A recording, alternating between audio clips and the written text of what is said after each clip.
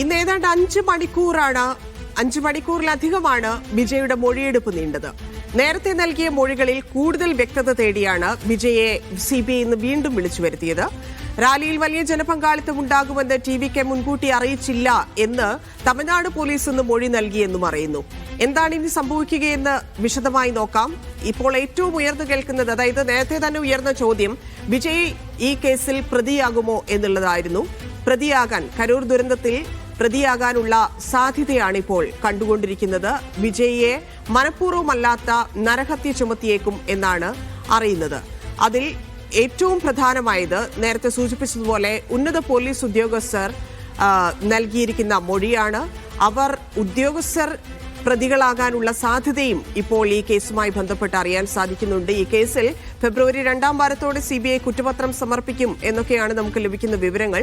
നിലവിൽ നരഹത്യയ്ക്ക് കേസെടുത്തേക്കും എന്നാണ് അറിയുന്നത്. അങ്ങനെ പ്രതി ചേർക്കുന്നതിലേക്ക് നയിച്ചിരിക്കുന്നത് നേരത്തെ പറഞ്ഞതുപോലെ പോലീസിന്റെ മൊഴിയാണ്. അതെന്തൊക്കെയാണ് എന്ന് പരിശോധിക്കാം. പോലീസിന്റെ മൊഴി എന്ത് എന്ന് പരിശോധിക്കുമ്പോൾ അതിൽ ഏറ്റവും പ്രധാനപ്പെട്ടത്, അതായത് ചില പോലീസ് ഉദ്യോഗസ്ഥരെ ഇതിൽ പ്രതി ചേർക്കും എന്നറിയുന്നു. ആ പോലീസ് ഉദ്യോഗസ്ഥരെ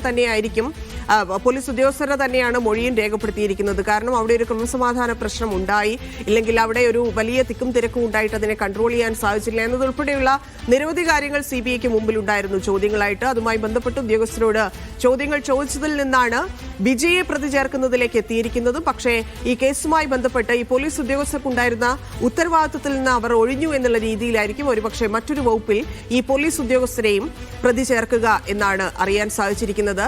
ഇതിൽ ഏറ്റവും വ്യക്തമായിരിക്കുന്ന കാര്യം, ഈ സിബിഐക്ക് വ്യക്തത വരേണ്ടതായിട്ടുള്ള കാര്യം, ഏറ്റവും പ്രധാനപ്പെട്ടത് വിജയ് എന്തുകൊണ്ട് അവിടെ വൈകിയെത്തി എന്നുള്ള ഒരു പ്രധാനപ്പെട്ട ചോദ്യമാണ്. അതായത് ഏതാണ്ട് 4 മണിക്കൂർ, പരിപാടി നിശ്ചയിച്ച സമയത്തേക്കാൾ ഏതാണ്ട് 4 മണിക്കൂർ വൈകിയായിരുന്നു വിജയ് ആ പരിപാടിയിലേക്ക് അന്ന് എത്തിയിരുന്നത് എന്നുള്ളതാണ് ഏറ്റവും പ്രധാനപ്പെട്ട കാര്യം. അത് സിബിഐയുടെ ഏറ്റവും പ്രധാനപ്പെട്ട ചോദ്യമായി തന്നെയായിരുന്നു ചോദിച്ചതെന്ന് മനസ്സിലാക്കുന്നു. ആദ്യ ചോദ്യം ചെയ്യലിൽ എന്തുകൊണ്ടാണ് വൈകിയത് എന്നുള്ളതിനെ കുറിച്ച് ഇതുവരെ എവിടെയും ഒരു തരത്തിലുമുള്ള സൂചന, അതായത് ഈ സംഭവം നടന്നതിന് ശേഷം ഇത്രയധികം ആളുകൾ മരിച്ചതിന് ശേഷം വിജയ് ആദ്യമായിട്ട് ഒരു വീഡിയോ ആണ് പോസ്റ്റ് ചെയ്തത് അതിന്റെ പ്രതികരണവുമായി ബന്ധപ്പെട്ട്. അത് വളരെ വൈകാരികമായിട്ടുള്ള ഒരു പ്രതികരണമായിരുന്നു, ഇല്ലെങ്കിൽ വീഡിയോ ആയിരുന്നു. പക്ഷേ അതിൽ പോലും എന്തുകൊണ്ട് അങ്ങോട്ട് വൈകിയെത്തി എന്നുള്ളതിനെ കുറിച്ച് ജസ്റ്റ് പറഞ്ഞു പോവുക, ചില റീസൺസ് പറയുക എന്നതിനപ്പുറത്തേക്ക് കൃത്യമായൊരു കാരണം, വൈകിയെത്താനുണ്ടായ കാരണം അതിൽ വ്യക്തമല്ല. സ്വാഭാവികമായിട്ടും വൈകിയെത്തിയത് ഈ ക്രൗഡ് ഉണ്ടാക്കാൻ വേണ്ടിയാണ്, അതായത് തന്റെ ശക്തി തെളിയിക്കാൻ വേണ്ടിയാണ്,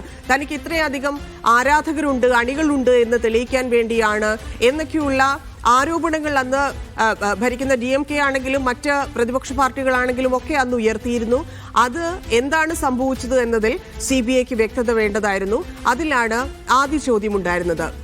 രണ്ടാമത്തെ കാര്യം, എന്തുകൊണ്ട് പ്രശ്നമുണ്ടായിട്ടും പ്രസംഗം തുടർന്നു എന്നുള്ളതാണ്. അതായത് അവിടെ പ്രസംഗം നടന്നുകൊണ്ടിരിക്കുന്ന സമയത്താണ് ഈ ദുരന്തം ഉണ്ടാവുന്നത്.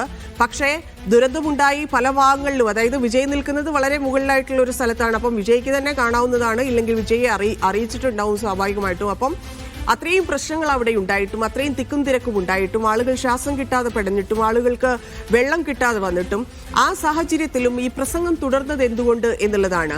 ഈ റഷ് ഒരു സ്വാഭാവികമാണ് എന്ന് കരുതിക്കൊണ്ട് ഒരു പക്ഷേ വിജയ് തുടർന്നതായിരിക്കാം. പക്ഷേ അതിനെ അങ്ങനെ ന്യായീകരിക്കാൻ സാധിക്കില്ല. കാരണം ഇങ്ങനെ ആളുകൾ വീഴുന്നുണ്ട്, ഈ റഷിൽ ആളുകൾ ഇല്ലാതാവുന്നുണ്ട്, ജീവൻ നഷ്ടപ്പെടുന്നുണ്ട് എന്ന് മനസ്സിലാക്കിയതിന് ശേഷവും ആ പ്രസംഗം തുടർന്നു, ആ പരിപാടി തുടർന്നു എന്നുള്ളത് വലിയ വീഴ്ചയാണ്, വലിയ രീതിയിൽ വിമർശനമേറ്റൊരു കാര്യം കൂടിയാണ്. അതായത് 3-4 കാര്യങ്ങളുണ്ട്, പക്ഷേ അതിൽ ഏറ്റവും വിമർശനം ഉയർന്നത് ഈ സംഭവം അവിടെ നടന്നിട്ടും വിജയ് ആ പരിപാടി തുടർന്നു, അവിടെ പ്രസംഗം തുടർന്നു എന്നുള്ളതായിരുന്നു ഏറ്റവും പ്രധാനപ്പെട്ട CBIക്ക് അറിയേണ്ട രണ്ടാമത്തെ കാര്യം.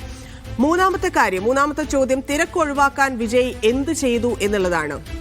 സ്വാഭാവികമായിട്ടും നമുക്കറിയാം, ഇപ്പം പല സ്ഥലങ്ങളിലും ഈ കരൂർ സംഭവം മാത്രമല്ല, കരൂരിന് ശേഷം പലയിടങ്ങളിലും, ഇപ്പം ബാംഗ്ലൂരിൽ നമുക്കറിയാം IPL ജയിച്ച് ടീം എത്തിയപ്പോൾ എന്താണ് സംഭവിച്ചത് എന്ന് നമുക്കറിയാം, എത്ര പേർക്ക് അവിടെ ജീവൻ നഷ്ടമായെന്നറിയാം.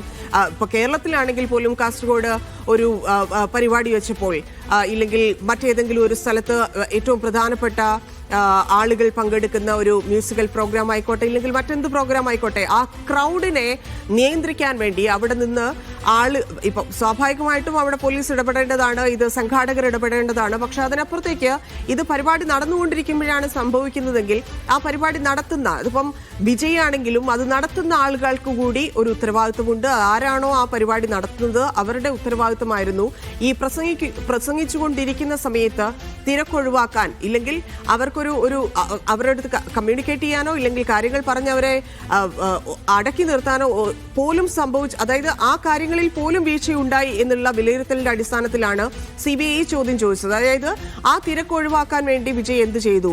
അദ്ദേഹം 4 മണിക്കൂർ വൈകിയാണ് വരുന്നത്. ആ വൈകി വരുന്ന സമയത്ത് പോലും അവിടെ വലിയ റഷാണ്, അവിടെ ആളുകൾ തിങ്ങിക്കൂടി നിൽക്കുന്നു, ശ്വാസം കിട്ടാതെ നിൽക്കുന്നു എന്നുള്ളതെല്ലാം അറിയാം. പക്ഷെ അത് ഒഴിവാക്കാൻ യാതൊരു തരത്തിലും ഇടപെടൽ വിജയുടെ ഭാഗത്തു നിന്നില്ല എന്നുള്ള ഗുരുതര കണ്ടെത്തലായിരുന്നു CBIയുടെ ഭാഗത്തു നിന്നുണ്ടായത്.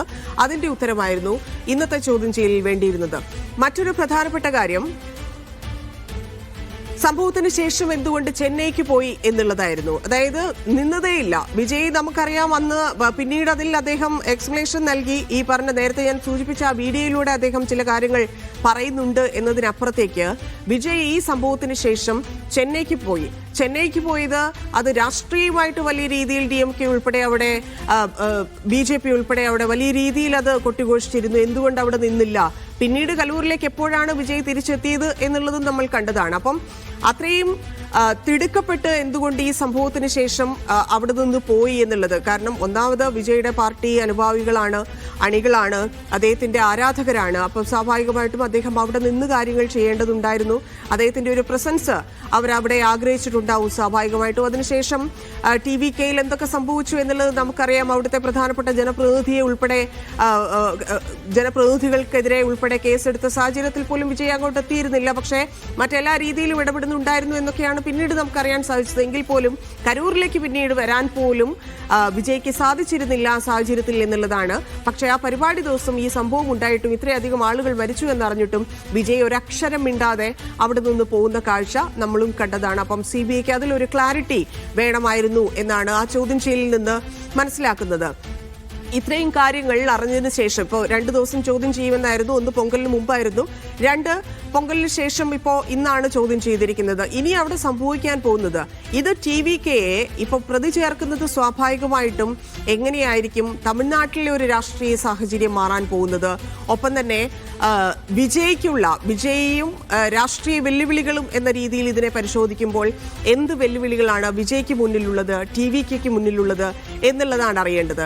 തമിഴ്നാട്ടിലെ ഒരു സാഹചര്യം നിലവിൽ നമുക്കറിയാം. തെരഞ്ഞെടുപ്പ് വരാനിരിക്കുന്ന സാഹചര്യത്തിൽ ഏതു വിധേനയും ഇതിപ്പോൾ CBI ഇത് കാര്യമായിട്ട് കേസാക്കുകയാണ്, ഇല്ലെങ്കിൽ ഈ പറഞ്ഞതുപോലെ മനഃപൂർവ്വമല്ലാത്ത നരഹത്യ എന്നുള്ളതിലേക്കൊക്കെ ഇത് കാര്യങ്ങൾ വരികയാണെങ്കിൽ നമ്മൾ പ്രതീക്ഷിക്കുക സ്വാഭാവികമായിട്ടും അത് വിജയ്ക്ക് തിരിച്ചടിയാകും എന്നുള്ളതാണ്. പക്ഷേ TVKയ്ക്ക് അങ്ങനൊരു സാഹചര്യം വന്നു കഴിഞ്ഞാൽ അത് തിരിച്ചടിയാവുകയല്ല, സ്വാഭാവികമായിട്ടും അത് TVKയെ തുണയ്ക്കും എന്നുള്ളതാണ് മനസ്സിലാക്കുന്നത്. അപ്പം കേന്ദ്ര സർക്കാർ അങ്ങനെ ഒരു മൂവ് നടത്തുമോ എന്നുള്ളത് അറിയേണ്ടതുണ്ട്. കാരണം BJP നേതൃത്വത്തിലുള്ള NDA മുന്നണിയിൽ ചേരാൻ കടുത്ത സമ്മർദ്ദം വിജയ്ക്കുണ്ടായിരുന്നു. വിജയ് അത് നിരസിച്ചുകൊണ്ടേയിരുന്നതാണ്.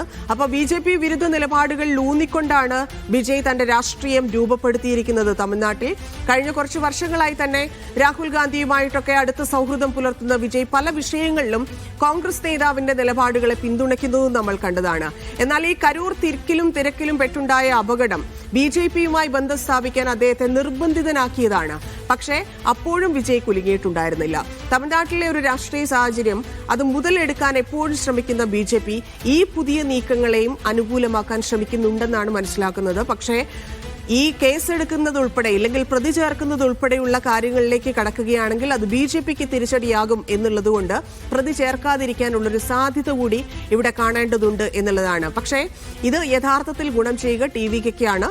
അപ്പൊ സ്വാഭാവികമായിട്ടും അതിനനുസരിച്ചുള്ള രാഷ്ട്രീയ കരുനീക്കങ്ങളായിരിക്കും നടക്കുക എന്ന് മനസ്സിലാക്കുന്നു. ഇനി ഇന്നത്തെ സംഭവങ്ങൾ ഇന്നെന്തൊക്കെയാണ് ഡൽഹിയിൽ സംഭവിച്ചത് എന്നതുൾപ്പെടെയുള്ള കാര്യങ്ങളുടെ വിശദാംശങ്ങൾ നൽകും സജു തോമസ്. കരൂർ ദുരന്തവുമായി ബന്ധപ്പെട്ട് ടി.വി.കെ അധ്യക്ഷൻ നടൻ വിജയുടെ മൊഴിയെടുപ്പ് പൂർത്തിയായിരിക്കുകയാണ്. ഇന്ന് 5 മണിക്കൂറിലധികമാണ് CBI ആസ്ഥാനത്ത് വിജയുടെ മൊഴിയെടുപ്പ് നീണ്ടത്. പ്രധാനമായിട്ടും 41 പേരുടെ മരണവുമായി ബന്ധപ്പെട്ട് ഇപ്പോൾ തമിഴ്നാട് പോലീസ് വിജയ്ക്കെതിരെ മൊഴി നൽകിയിരിക്കുകയാണ്. 10,000 പേർ പങ്കെടുക്കേണ്ട പരിപാടിയിൽ 30,000 പേരാണ് പങ്കെടുത്തത്. അത്തരത്തിൽ ഇത് മുൻകൂട്ടി തയ്യാറാക്കിയതല്ല. അതുകൊണ്ട് തന്നെ ഇത്തരത്തിലൊരു ആദ്യഘട്ടത്തിലൊരു അപകടമുണ്ടായ സാഹചര്യത്തിൽ എന്തുകൊണ്ടാണ് വിജയ് അവിടെ നിന്ന് ഉടൻ തന്നെ മടങ്ങാഞ്ഞത്? അതുകൊണ്ട് തന്നെയാണ് ഈ ഒരു അപകടത്തിന്റെ ആധിക്യം വർദ്ധിച്ചത്. അതായത് മരണസംഖ്യ ഉയരാൻ കാരണം വിജയ് അവിടെ തുടർന്നതുകൊണ്ടാണെന്നുള്ള വിമർശനമാണ് ഇപ്പോൾ വലിയ തോതിൽ ഉണ്ടായിരിക്കുന്നത്. എന്തായാലും തമിഴ്നാട് പോലീസിന്റെ അന്നത്തെ സായുധ പോലീസിന്റെ മേലധികാരി ആയിരിക്കുന്ന DGP ആയിരിക്കുന്ന ഡേവിഡ്സൺ ദേവാശീർവാദമാണ് അന്ന് വിജയുടെ കൂടെ, അതായത് കഴിഞ്ഞ തിങ്കളാഴ്ച വിജയുടെ ഒപ്പം തന്നെ അദ്ദേഹത്തെ ഇരുത്തി മൊഴിയെടുത്തത്. അദ്ദേഹത്തിന്റെ മൊഴിയിലാണ് വിജയ്ക്കെതിരെ, പ്രത്യേകിച്ച് ടി.വി.കെതിരെയുള്ള ചില ആരോപണങ്ങൾ വന്നിരിക്കുന്നത്. ഇതിന്റെ ആദ്യഘട്ടത്തിൽ CBI അന്വേഷണത്തിൽ ടി.വി.കെയുടെ പ്രധാനപ്പെട്ട 4 നേതാക്കളുടെ മൊഴിയെടുത്തിരുന്നു. അവരുടെ ഭാഗത്തുനിന്നും കൃത്യമായിട്ടുള്ള ചില വിവരങ്ങൾ CBI തേടിയിരുന്നു. അതിന്റെ അടിസ്ഥാനത്തിലാണ് വിജയെ കഴിഞ്ഞ ആഴ്ച ചോദ്യം ചെയ്യലിന് വേണ്ടി വിളിപ്പിച്ചത്. അന്ന് 6 മണിക്കൂറിലധികമാണ് വിജയ് CBI ആസ്ഥാനം തുടർന്ന്. അതിനുശേഷം അദ്ദേഹം വീണ്ടും ഹാജരാകണമെന്നാണ് CBI ആവശ്യപ്പെടുന്നത്. പക്ഷേ പൊങ്കൽ പ്രമാണിച്ച് അദ്ദേഹത്തിന് സമയം നീട്ടിത്തരണമെന്ന് അദ്ദേഹം ആവശ്യപ്പെടുന്നതിന് പിന്നാലെയാണ് ഇന്ന് ഹാജരാകാൻ വേണ്ടി അദ്ദേഹത്തോട് ആവശ്യപ്പെട്ടത്. ഇന്ന് രാവിലെ 11 മണിയോട് കൂടിയാണ് ഡൽഹി CBI ആസ്ഥാനത്തേക്ക് നടൻ വിജയ് എത്തിയത്.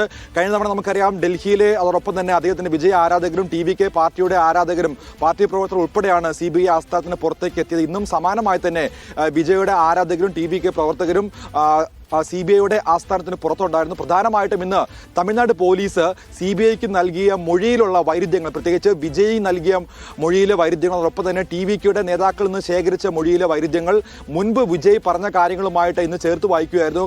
കഴിഞ്ഞ ആഴ്ച നടന്ന മൊഴിയെടുപ്പിൽ ഏകദേശം തയ്യാറാക്കിയ 30-ലധികം ചോദ്യങ്ങളാണ് വിജയോട് ചോദിച്ചത്. ആ ചോദ്യങ്ങൾ കൃത്യമായി ഇന്ന് പരിശോധിക്കുകയായിരുന്നു. ഇന്നിപ്പോൾ മൊഴിയെടുപ്പ് പൂർത്തിയായിരിക്കുകയാണ്. അടുത്ത മാസമായിരിക്കും ഇതുമായി ബന്ധപ്പെട്ടുള്ള വിജയ്, അല്ലെങ്കിൽ ഇതുമായി ബന്ധപ്പെട്ട് CBI കുറ്റപത്രം സമർപ്പിക്കുക. സ്വാഭാവികമായിട്ട് ഇപ്പോൾ നമുക്ക് ലഭിക്കുന്ന വിവരങ്ങൾ അനുസരിച്ച് വിജയ്ക്കെതിരെ മനഃപൂർവ്വമല്ലാത്ത നരഹത്യക്ക് കേസെടുക്കാൻ തന്നെയാണ് സാധ്യത. നമുക്കറിയാം അടുത്ത 2 മാസം കൂടി കഴിയുമ്പോൾ തമിഴ്നാട്ടിൽ നിയമസഭാ വോട്ടെടുപ്പ് നടക്കാൻ പോവുകയാണ്.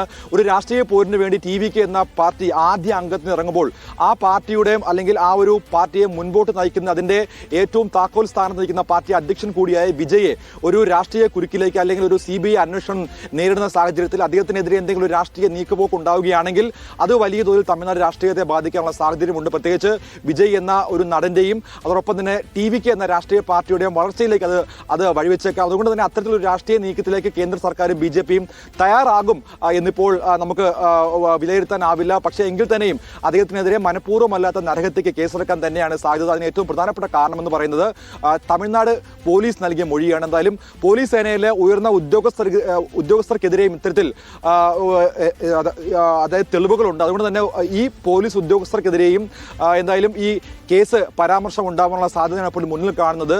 വിജയ് എന്ന രാഷ്ട്രീയ നേതാവിന്റെ ആദ്യ ഉദയം, അദ്ദേഹം തമിഴ്നാട് രാഷ്ട്രീയത്തിലേക്ക് ആദ്യമായി രംഗപ്രവേശനം ചെയ്യാൻ പോകുന്നത് ഈ നടക്കാനിരിക്കുന്ന നിയമസഭാ തെരഞ്ഞെടുപ്പിലാണ്. അപ്പോൾ അതിന് മുന്നോടിയായിട്ട് അദ്ദേഹം വിവിധ സ്ഥലങ്ങളിലായിട്ട് വലിയ തോതിലുള്ള രാഷ്ട്രീയ പ്രസംഗങ്ങളും പരിപാടികളും മീറ്റിങ്ങുകളും ഒക്കെ ആസൂത്രണം ചെയ്തിരുന്നു. അതിനിടയിലാണ് കരൂരിൽ വലിയൊരു ദുരന്തം ഉണ്ടാവുകയും അതിൽ അദ്ദേഹം 7 മണിക്കൂറോളമാണ് അദ്ദേഹം ഈ ചടങ്ങിൽ വരാൻ വേണ്ടി വൈകിയത്. അപ്പോൾ രാവിലെ മുതൽ തന്നെ കാത്തു നിന്ന ആൾക്കാർ വലിയ തോതിൽ വിജയ് എത്തിയപ്പോൾ അദ്ദേഹത്തെ കാണുവാൻ വേണ്ടി തള്ളിക്കയറിയതിനോട് കൂടിയാണ് വലിയൊരു ദുരന്തമുണ്ടായി മാറിയത്.